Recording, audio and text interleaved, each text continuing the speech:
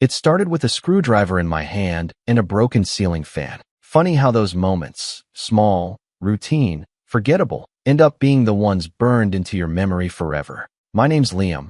I'm 38, and I've always been the kind of guy who fixes things.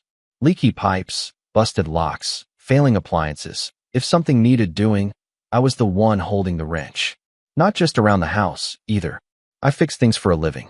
Self-employed handyman, decent reputation, lots of regulars. But fixing families? That's a whole different beast. And let me tell you, some things aren't worth repairing once they've snapped too many times. When I met Elise, she was 2 years out of a nasty divorce with a guy who bailed on her and their kids, Emma and Noah, without so much as a child support check. I wasn't looking to be a father. I just wanted someone to come home to.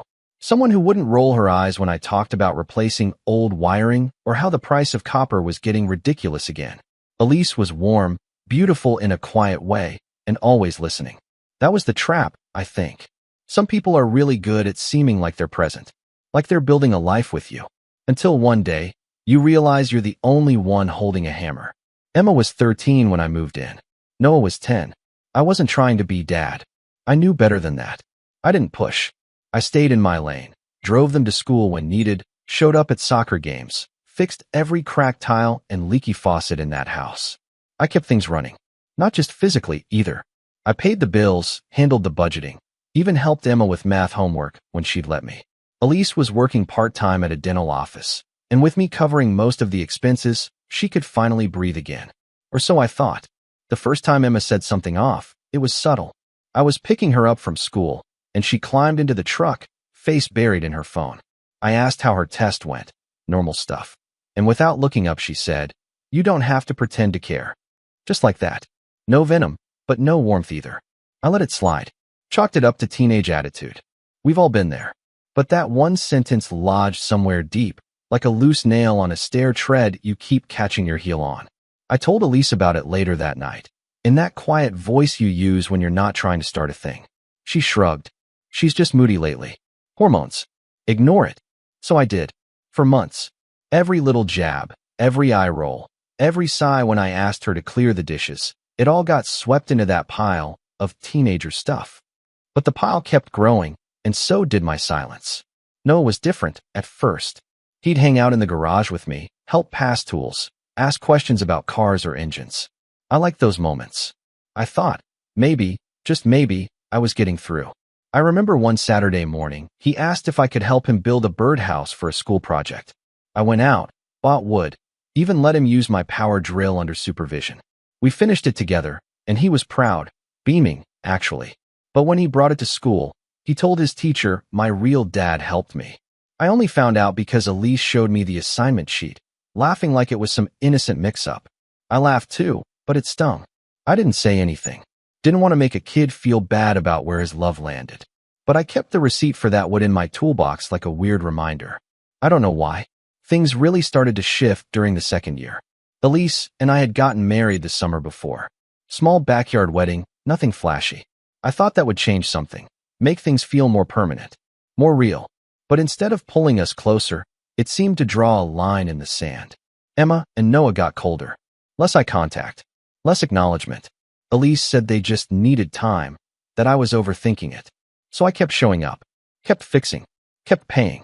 One day I came home from a long job, patching drywall and rewiring an entire basement in 90-degree heat, and the garage door wouldn't open.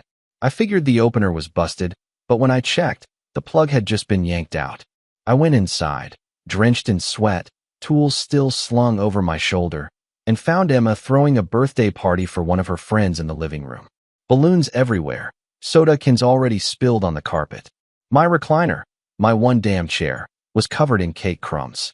No one acknowledged me, not even Elise. I stood there for a full minute, like a stranger who'd walked into the wrong house. When I asked, later, why she hadn't told me there'd be a party, Elise waved it off. "You're always working. I figured you'd be home late anyway." That was the moment I realized I wasn't living in a home. I was managing a facility. A facility full of people who saw me as a walking toolbox with a debit card. It only got worse from there. I started noticing things. Elise wouldn't say thank you anymore, not even for the big stuff. I fixed our AC in the middle of a July heat wave. No acknowledgement. Replaced all the gutters before winter. Nothing. Emma started leaving her laundry scattered across the hallway, and when I asked her to pick it up, she rolled her eyes and said, "You're not my dad." Just flat, like it was a script she'd been handed. I didn't respond. I just picked up my drill and went out back to finish building the new fence I'd started a week earlier. But my hands were shaking. Elise didn't step in. Not that time. Not any time. That's what really got me. Not the kids. They were just kids, parroting whatever bitterness they'd been fed over the years. But Elise? She knew better. She knew how hard I worked, how much I gave. And she just stood there, watching the walls crack and saying nothing. One night, I got home late from an emergency call. Some pipe burst in a regular client's kitchen. I walk in, quietly, not wanting to wake anyone. But the living room TV's still on, and Noah's sitting there with a bowl of chips, watching YouTube. I say, "Hey bud, you should probably head to bed. It's late." He doesn't even look up. Just mutters, "You don't get to tell me what to do." I froze. Not because of the words, but because of how easy they came out. Like he'd been waiting to say them. Like he knew there'd be no consequence. I walked past him, into the bedroom, and found Elise scrolling through her phone. I told her what he said. She didn't even look up. "Well, maybe don't talk to him like you're in charge," she said. That was the first time I didn't sleep in our bed. I went to the guest room and lay there staring at the ceiling fan I'd installed 6 months earlier, thinking how stupid it was that I cared about the fan. I started tracking things after that. Receipts. Dates. Every bill I'd paid. Every repair. I didn't know why, not yet. But something inside me whispered, "Keep a record. You're going to need it." I'd never been that kind of guy before. I trusted people, especially the people I loved. But love was starting to feel like a transaction where I kept footing the bill and getting IOUs in return. Then came the birthday dinner. Emma's 16th. Elise wanted to throw her a big girl celebration at some trendy Italian place downtown. I paid for it. Of course I did. Rented a private room, pre-ordered the menu, even made sure there was a little cake with her name on it. I showed up wearing a button-down shirt I hadn't worn since our wedding. I thought, maybe this night would be different. Maybe she'd smile at me. Maybe she'd say thank you. Instead, I got ignored. Halfway through the dinner, she snapped a photo of the table and posted it to her Instagram with the caption, "Just me, my real family, and the best mom ever." I wasn't in the photo. I wasn't tagged. I was sitting right there, and somehow I still wasn't invited. I showed it to Elise. Quietly, gently, just like always. And she said, "Don't be so sensitive. It's her birthday." That's when something cracked. But I didn't say anything that night. I just sat there, smiling at the waiter, sipping my water, and wondering how long someone can be invisible before they forget what they look like. It wasn't long after that when everything blew up. When the words were finally said out loud. The words that had been floating under the surface for years. But I'll get to that. Because the day it happened, well, that was the day I stopped fixing things. And I packed up more than just my tools. You know when something inside you starts to change? That subtle shift where you go from trying your best to just quietly keeping score? That's where I was. Somewhere between worn down and fed up. It didn't happen in a single moment. It built like rust on a pipe. Slow. Silent. Until one day, the whole thing bursts and floods the room. After that birthday dinner, I started seeing things differently. Not just hearing the words, but feeling the weight behind them. Elise didn't just defend her kids anymore. She started expecting me to take the fall for them. There was this underlying tone in everything. "Liam, you're the adult. Be the bigger person." But how many times can you be the bigger person before you vanish completely? A week later, I came home from a long job laying tile in a half-renovated house.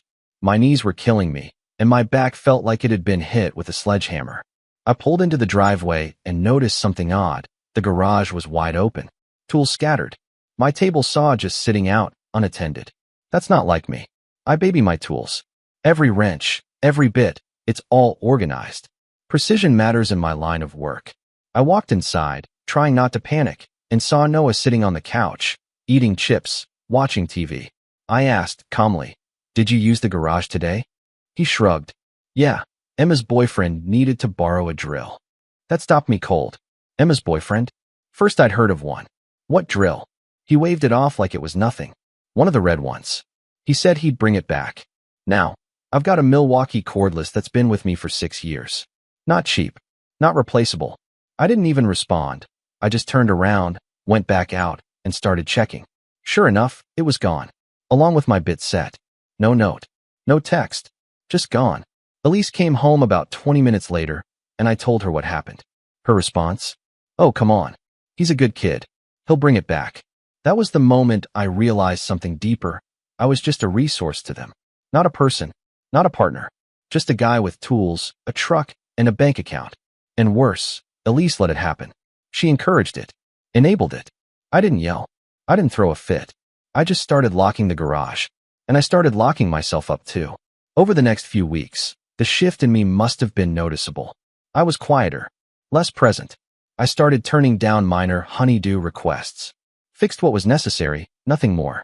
I'd go to work, come home, and retreat to the garage with a beer and an old radio. That little radio kept me sane. It played static half the time, but at least it listened. Then came the morning of the car issue. Emma's car, a used Honda Elise, and I split the down payment on, wouldn't start. I told them it needed a new battery weeks ago, but no one listened. So when it finally died, Emma stormed into the garage like she owned the place. You need to fix my car, she said, arms crossed. Not can you help me? Not even a hello. Just a demand. I put down the wrench I was holding and looked her straight in the eye. You can say please. She scoffed. You're acting like I owe you something. And that right there, that sentence, that's when I knew we were on borrowed time. I don't need to fix your car, I said. I'm not your mechanic. She rolled her eyes and stormed back inside. An hour later, Elise came out, angry. She's late for school because you're playing power games over a battery? I stared at her like I didn't even recognize her anymore. Elise, I said slowly, I warned you that battery was going bad. I'm not going to reward her disrespect by jumping to fix it like some pit crew. She can talk to me like a human, or she can wait until I have time. She didn't say anything, just turned around and slammed the door. That slam echoed louder than any words. That night, I found my dinner cold on the stove. No plate set for me. No check-in. Just silence. And the sink was full of dishes. Emma's, Noah's, even Elise's. Like they were waiting for me to clean it up out of habit. But I didn't. I sat in the garage again, that little radio crackling away, and wrote down every monthly bill I paid. Mortgage, electric, insurance, groceries. My handwriting got tighter with each line. I wasn't making a list anymore. I was building a case. The betrayal came the following weekend. Elise had been distant all week, barely saying a word. Emma and Noah didn't even bother pretending anymore. They walked past me like I was drywall. I overheard Emma once refer to me as the guy who lives in the garage. Noah laughed. Then Sunday hit. I planned to install new shelves in the laundry room. Elise had been asking about it for months. I figured maybe, just maybe, a gesture would smooth things over. I got up early, made coffee, started measuring the wall. That's when I noticed my drill set, the one I'd bought as a gift to myself 2 years ago, was gone. Again, I checked the garage. Toolboxes rummaged through. Bits missing. My soldering iron? Gone too. I stood there for 5 minutes, heart pounding, trying to keep my cool. I walked back inside and found Emma lounging on the couch with her boyfriend, eating breakfast like they owned the place. Elise, I called out, sharper than usual. She came into the hallway, eyes tired, annoyed. Did you let them take my tools again? I asked. She didn't answer right away. Then she shrugged. Emma said you weren't using them this weekend. They'll bring it back. No apology. No regret. Just a casual shrug like I was being dramatic. I stared at her. I didn't yell. I didn't make a scene. I just asked one question. Do you even respect me anymore? She blinked. What kind of question is that? It's a simple one. Do you? She hesitated. That pause said everything. It's not about respect, she finally said. It's about knowing your place. You knew what this family was when you signed up. You're not their real father. And there it was. Out loud. No pretense anymore. That sentence hit harder than anything I'd heard in my life. Harder than my own father telling me I wasn't good enough to take over the family business. Harder than my ex walking out 10 years ago. Harder than working double shifts to make ends meet. I nodded. Swallowed. Said nothing. Then Emma's boyfriend, still chewing his toast, chimed in. Yeah, man. You're just kind of there. That broke something in me. I turned to Emma. Give me one good reason I should keep doing anything for this house. She stood up, arms crossed. You're acting like a victim. You're not our dad. You never were. So stop pretending you matter. Elise said nothing. Not a word.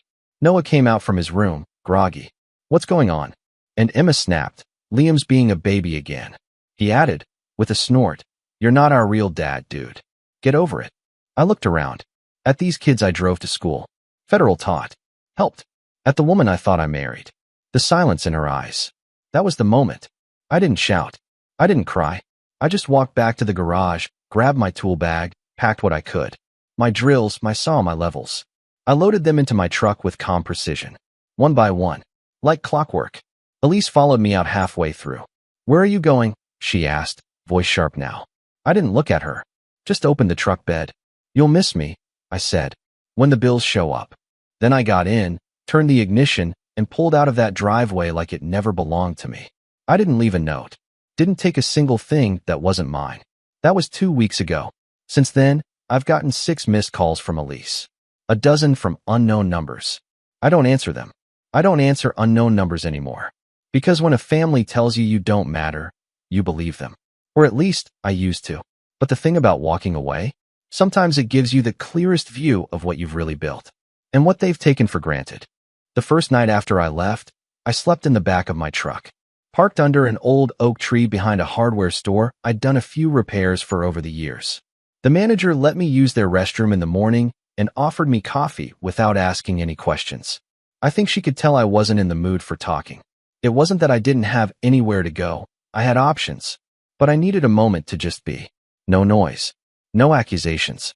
No fake smiles or quiet betrayals. Just the hum of a street lamp and the sound of my own breathing.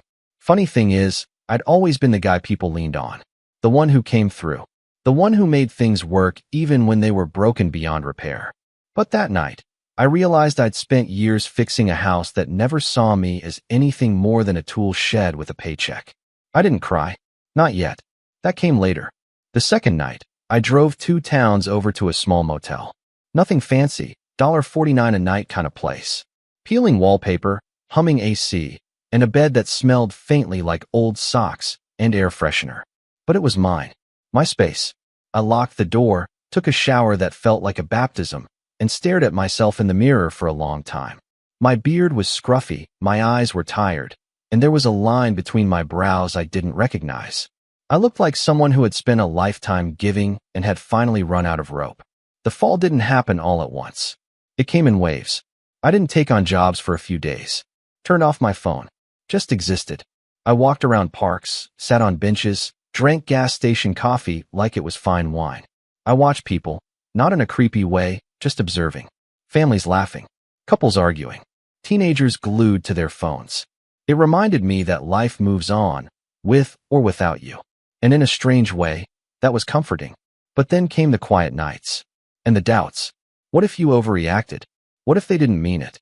What if Elise really did love you deep down? That voice in my head, it was insidious. It didn't yell. It whispered. And that's worse, sometimes. Because it sounds like reason. I started to question everything. Was I too sensitive? Was I expecting too much from kids who'd been through a messy divorce? Was I just bitter? But then I'd remember the look in Elise's eyes when I asked if she respected me. That pause. That shrug. Like the question didn't even deserve an answer. No, I wasn't imagining it. They made me feel invisible in my own home. And when I finally spoke up, they made me the villain. That realization, that clarity, became my fuel. It started small. I drove back into town and visited a former client of mine, Mrs. Hargrove. Widow. Sweet woman in her 70s. I'd helped her install a new water heater last year, and she'd insisted on baking me cookies after. When I knocked on her door, she opened it like she'd been expecting me. "Liam," she beamed. "You okay, hon? You look like you've been through the ringer." "I'm getting there," I smiled. "You need anything fixed?" "Lord, yes. That back porch step is trying to kill me. Keeps wobbling like it's drunk." I fixed it. And then her ceiling fan. And then her broken lamp. She tried to pay me, but I told her to bake me a pie instead. She made 2. Word got around. Quietly. No social media. No ads. Just the old school method. Good work and a name people trusted. A week later, I was working full-time again. Even had to start keeping a wait list. It was strange, feeling wanted again. Needed. But not for what I could provide. At least not only that. These clients appreciated me. They said thank you. They offered lemonade and listened when I talked. Small things, sure. But when you've been starved of kindness, even a drop can feel like rain. Around week 3, I got a call from my buddy Travis. We'd worked construction together years ago, before I went solo. He'd heard through the grapevine I'd left Elise. "She never deserved you, man," he said flatly. "You know that, right?" I didn't answer. I just let the words settle. "I've got a cabin up near Lake Garnet," he continued. "No one's using it. Just sitting there. Needs some fixing up, but the bones are good.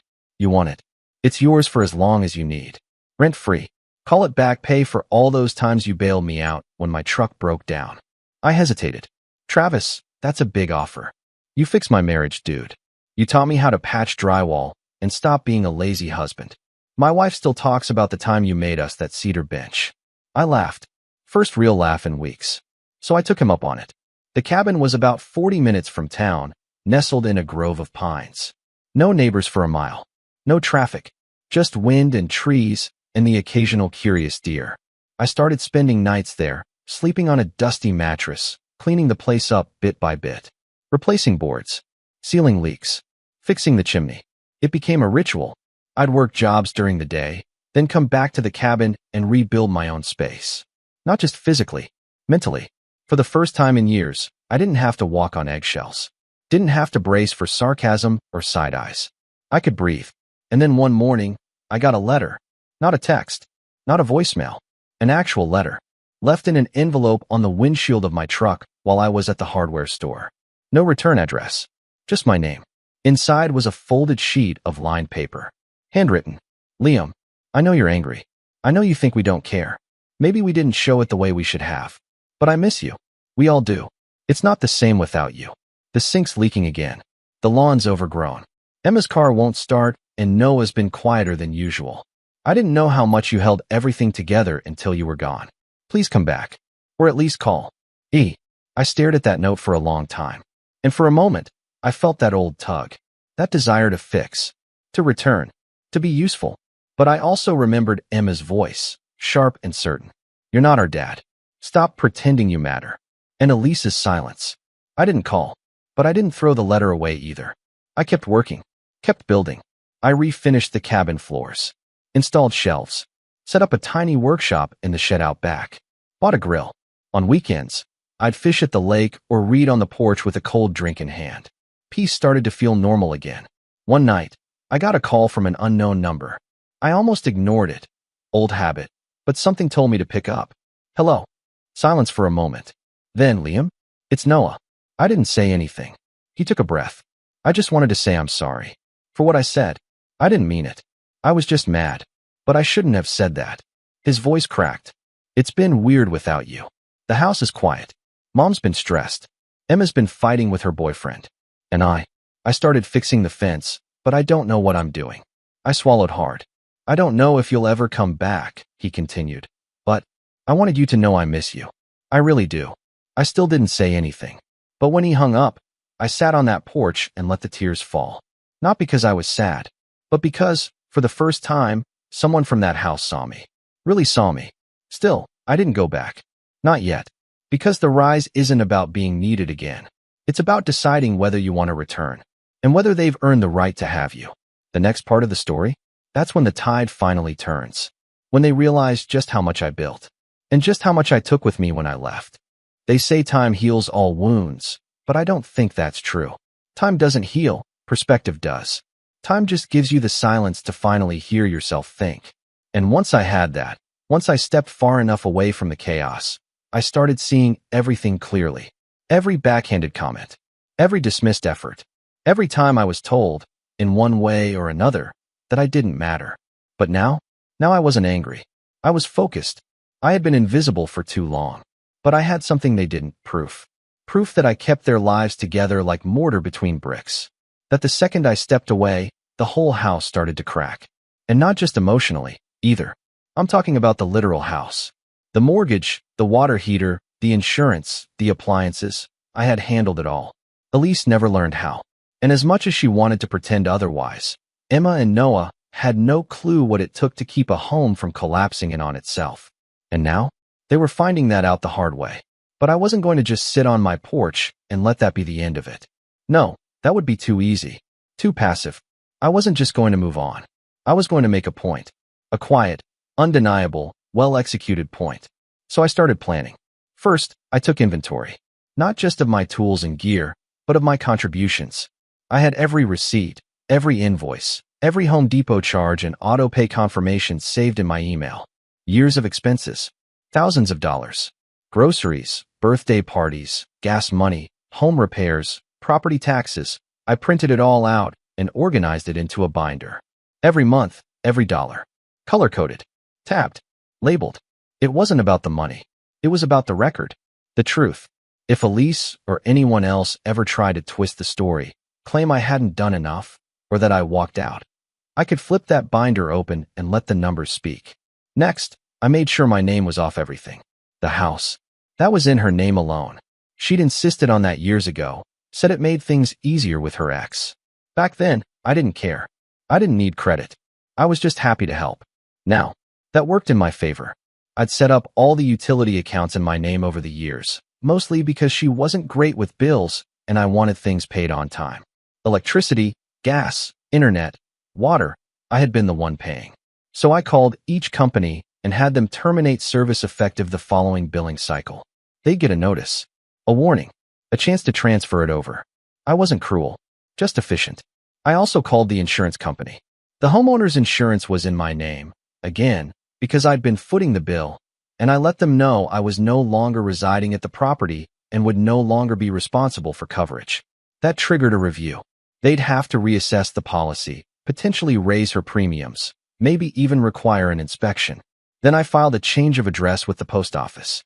Elise had never bothered with the mail. It always piled up on the kitchen counter until I sorted through it. But now, every important document would reroute to the cabin. I also canceled the family Netflix, Spotify, Disney Plus, and Amazon Prime accounts. Petty? Sure. But fair. I paid for them. I stopped. That's life. I even shut down the shared Google Calendar that I'd used to track Emma's soccer games, Noah's school events, doctor's appointments. Nobody had ever thanked me for setting that up anyway. But I wasn't done yet. I reached out to Travis, remember him? The buddy who gave me the cabin, and asked if he still knew a guy who worked at the county records office. He did. Turned out, the house Elise lived in had an old zoning issue that had never been resolved. Nothing major, but it could be enough to cause delays if she ever tried to refinance or sell. I didn't weaponize it, just made sure she was aware. Sent her the contact info, very politely, in an envelope with a sticky note that read, "Since I'm no longer the one maintaining things, you'll want to follow up on this before it becomes a problem. L." No threat, no accusations, just the subtle pressure of consequences. And then, of course, there was the community. See, Elise and I had mutual friends, neighbors, her coworkers, people who used to smile and wave when we passed by on our walks. Some of them reached out after I left, curious, concerned, confused. So I invited a few of them up to the cabin one weekend. Nothing formal, just beers, burgers, and conversation. And when they asked what had happened, I didn't badmouth Elise. I just told the story, calmly, clearly, fact by fact. I paid the mortgage for 3 years. I handled the repairs, the bills, the insurance. I never asked to be called dad. I just wanted respect. But when I set a boundary, they told me I didn't matter. So I left. That's all I needed to say. People connect dots on their own, especially when they start hearing that the house is falling apart. That Emma's car broke down again. That Noah's been asking neighbors for help fixing things. That Elise looks tired all the time at work. The story started spreading. Quietly. Naturally. And meanwhile, I kept building. Travis's cabin was turning into a home. I installed solar panels, built a woodshed, set up a rainwater collection system. Clients kept booking me for side jobs. One couple even asked if I'd help them build a greenhouse. I said yes. The work kept me busy, grounded, fulfilled. Then came the call from a number I did recognize. Mrs. Hargrove's daughter. "Liam, I just wanted to thank you. My mom said you've been a godsend lately. I heard you're doing handyman work full-time now." "Yes, ma'am. Well, I run a property management company. We've got a few rentals upstate that need someone trustworthy. Think you'd be interested in ongoing work. That's how I got my first contract. Not just a gig. A steady deal. Regular income. Respect. A real client relationship. I filed for an LLC the next week. Garnet Home Solutions. Simple. Clean. Mine. I designed a logo, made some business cards, and even set up a little website. Nothing flashy, Just a page with my story, services, and a contact form. But people responded to it. They liked the honesty, the craftsmanship, the fact that I'd walked away from something broken and built something stronger. And in the middle of all this, the texts kept coming. From Elise, from Emma, even from Noah again. Can you come look at the hot water heater? The AC's busted. Please. We need to talk. I didn't respond. Not because I wanted them to suffer, but because I wanted them to sit in it. To feel the absence of the man they'd once treated like a shadow in the background. Then one day, I got a voicemail. Elise's voice. Soft. Tired. Liam, I know I was wrong. I know the kids were cruel. I should have said something that day. I should have defended you. I didn't realize how much you were holding us all up until you left. Everything's falling apart. And I don't just mean the bills. The energy's gone. The warmth. It's like the house doesn't breathe anymore. I don't expect you to forgive me. But I just needed you to know that. I see it now. I really do. I listened to that message 3 times. Then I saved it. Because it wasn't an apology. It was realization. But the revenge? That's not about making someone grovel. It's about making them recognize your value. And I wasn't done showing them just how much I mattered. The real turning point was still coming. A perfect opportunity. One I hadn't even planned for. Until the day I found out what Emma had done behind Elise's back. And that changed everything. By the time the opportunity for revenge arrived, I no longer needed it to feel whole. That's the funny part. I'd rebuilt myself. I had my own business, a growing network of loyal clients, a quiet cabin in the woods, and peace in my bones. I'd stopped thinking about them every day. The bitterness that once lived in my chest had turned into something cooler, calmer, like smooth stone after a storm. But I'm still a man who believes in balance, in cause and effect. And if karma needed a little nudge to set things right, I'd be glad to help. It started with a text from a number I didn't recognize. No name, no context. You need to know what Emma did. I stared at it for a moment, then replied. Who is this? A few minutes later came the answer. Mallory. I used to be friends with Emma. We had a falling out. I don't owe her anything anymore. And I think you deserve to know. I knew the name. Emma used to have her over all the time when I lived there. Loud, chatty girl, always glued to her phone. Back then, I mostly just waved and kept out of the way. Mallory didn't waste time. She sent screenshots. Apparently, a few months before I left, Emma had gotten into some trouble with school, a cheating scandal involving a group chat, plagiarized essays, the whole thing. Parents were contacted. Emails were sent. But not to Elise. Because Emma had listed my email on her school records as the primary guardian. So guess who got the warning? Who got the report? Who received all the emails from the school's vice principal? Me. And I never saw them. Why? Because Emma had gotten into my laptop. She knew the password. She'd seen me type it in a few times. And she went in, deleted the emails, and even set up a filter to forward school correspondence to an old Gmail address she had access to. Her own personal dead drop. Also, her mom wouldn't find out. And the kicker? She used my name to respond to one of the teachers. Pretended to be me. Said she'd handle it. Mallory sent me a screenshot of that email too. Thanks for reaching out. I've spoken with Emma, and we'll make sure this behavior doesn't continue. Please keep me updated. Liam B. My stomach turned. Not from the betrayal. I was numb to that by now, but from the implications. She impersonated me. Interfered with school administration. Covered up academic fraud under my name. This wasn't teenage rebellion. It was calculated. And it gave me the last piece I didn't know I needed. Proof. Not just of disrespect, but of deception. I thanked Mallory. She didn't ask for anything in return. Said she just wanted to do the right thing. I told her she already had. Now it was time to act. Not out of anger, but out of principle. I waited 2 days, then drove into town and made a few stops. First, I visited the school. Sat down with the vice principal, the same one who'd received those fake emails. I'm not looking to cause trouble, I said, but I believe a student impersonated me to interfere with school communication. I'd like to clear my name. He raised his eyebrows, cautious. So I handed him a copy of the email chain, then the screenshots from Mallory, then a notarized statement from me confirming I never wrote, sent, or authorized any of the messages in question. He sat back, quiet for a long moment. She's not the first student to try something like this, he said. But usually it's not this elaborate. What happens now? I asked. She'll be called in. And so will her mother. I nodded. That's all I needed.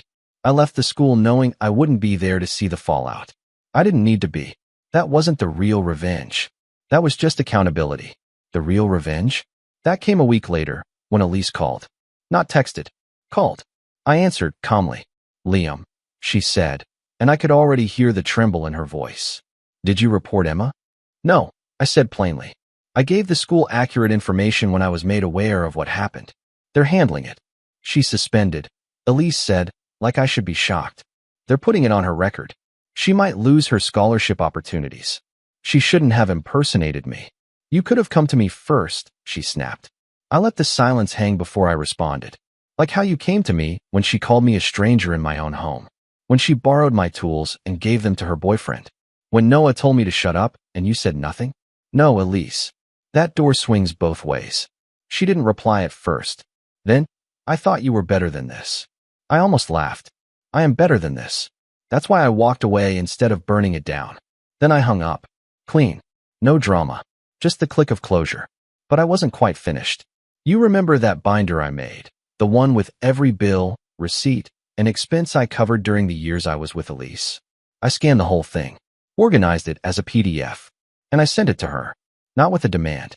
Not with a message asking for repayment. Just a short note. Since you're now managing the household, I thought you might need a reference for what it actually costs to keep it running.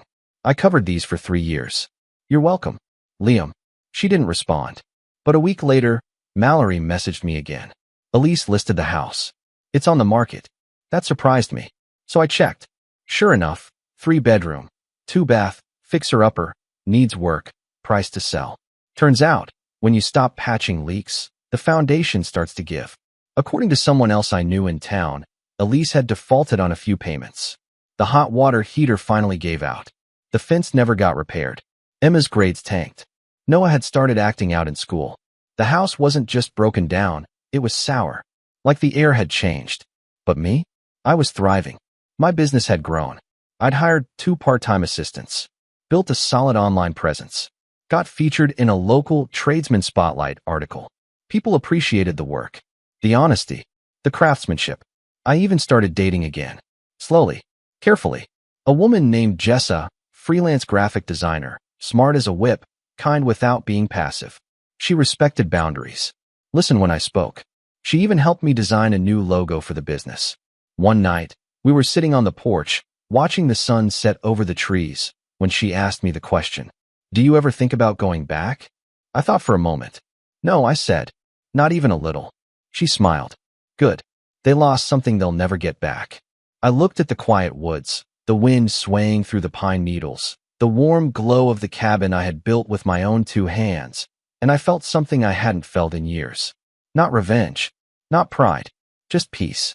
And that was enough. But if I had to leave one final message for Elise, for the kids, for anyone who ever looked at someone who loved them and treated them like they didn't matter, it would be this. You don't get to burn the bridge and then act surprised when I don't swim back. I built a better one. And I don't answer unknown numbers anymore.